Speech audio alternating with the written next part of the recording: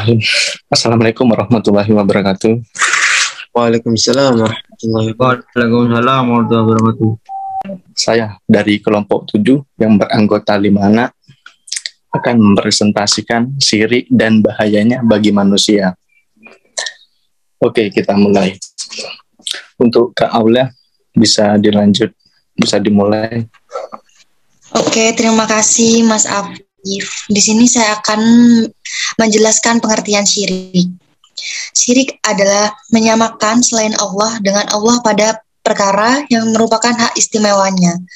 Hak istimewa tersebut seperti mengatur, memberi manfaat, dan mudharat, membuat hukum, dan syariat-syariat lainnya.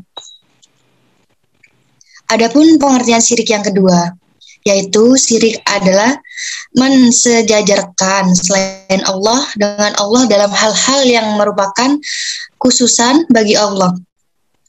Khususan Allah tersebut meliputi 3 hal: rububiyah, uluhiyah, dan asma serta sifat. Oke, selanjutnya akan dijelaskan oleh Mas Afif. Oke.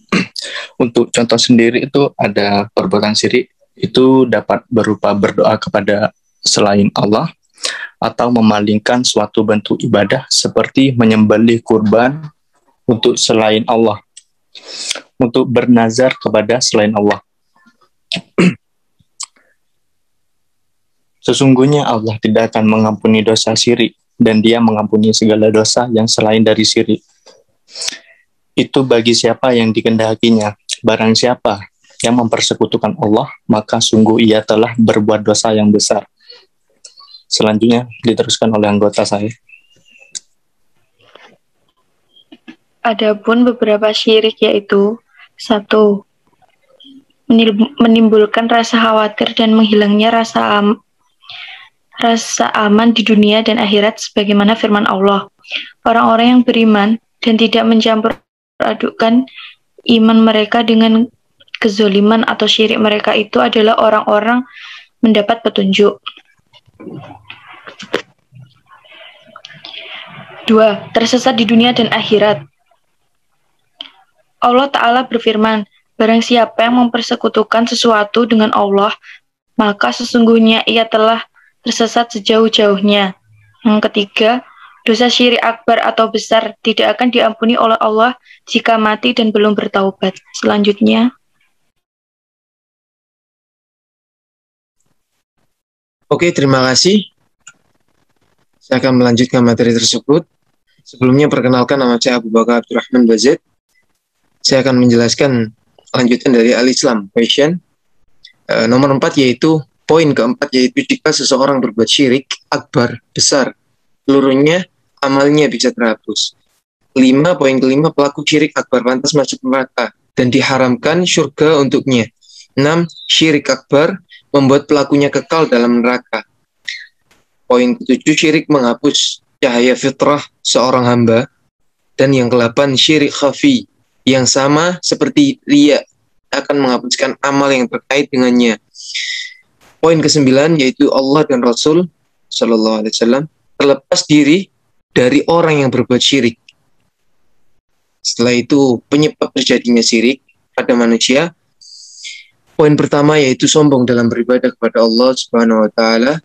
Yang kedua berlebih-lebihan dalam memuji Rasul Sallallahu Alaihi Wasallam atau memuji orang saleh. Yang ketiga mengikuti hawa nafsu. Yang keempat kejahilan terhadap ajaran-ajaran yang benar.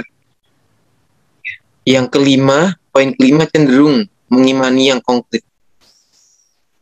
Untuk selanjutnya bisa dilanjutkan oleh anggota saya. Terima kasih. Silakan dipersilakan. Terima kasih Mas Abu Bakar. Selanjutnya saya akan menjelaskan tindakan Rasulullah dalam menangkal syirik. Upaya Nabi SAW dalam menjaga kemurnian tauhid dari perkataan dan perbuatan yang menodainya, yang membuat kemurnian tauhid menurun dan berkurang. Hal seperti itu banyak terdapat dalam banyak hadis Nabi SAW. Sementara Rasulullah SAW sangatlah menyayangi umatnya, sangat ingin agar kita terhindar dari kesyirikan. Karena itulah Rasulullah SAW berupaya menutup pintu-pintu kesyirikan dengan cara sebagai berikut. Yang pertama tidak berlebihan dalam memuji dan mengagungkan Nabi SAW. Seperti sabda beliau, janganlah kalian berlebihan memujiku sebagaimana orang-orang Nasrani berlebihan memuji putra Maryam. Aku ini tiada lain adalah hamba, maka katakanlah hamba Allah dan Rasulnya. Yang kedua, beliau melarang kita dari melakukan perbuatan menjadikan kuburan sebagai tempat ibadah dan larangan menjadikan kubur beliau sebagai id atau tempat yang didatangi berulang-ulang. Dan dalam hal ini Rasulullah melarang untuk melakukan perbuatan menjadikan kuburan sebagai tempat ibadah dan melarang kuburan beliau untuk dijadikan sebagai tempat id. Sebagaimana sabdanya dari Abu Hurairah radhiyallahu anhu bahwa Rasulullah SAW bersabda, jangan jadikan rumah kalian sebagai kuburan dan jangan jadikan kuburan sebagai id.